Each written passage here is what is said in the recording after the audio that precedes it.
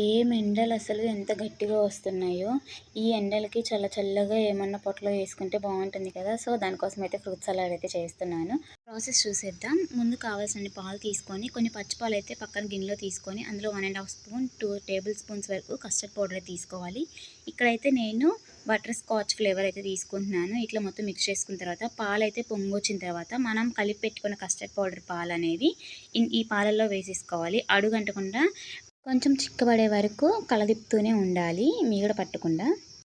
ఇందులో మనకు కావాల్సిన ఫ్రూట్స్ అయితే కట్ చేసుకోవాలి. నేనైతే ఇక్కడ బనానా, గ్రేప్స్, యాపిల్ అయితే కట్ చేశాను. ఇందులో పొమగ్రానేట్ వేసుకోవచ్చు, మీకు కావాల్సిన ఫ్రూట్స్ అయితే వేసుకోవచ్చు. వీటిలో మనం డ్రై ఫ్రూట్స్ వేసుకోవచ్చు, చాలా బాగుంటుంది టేస్ట్ కూడా. నేనైతే ఇవి కట్ చేసి వేసాను.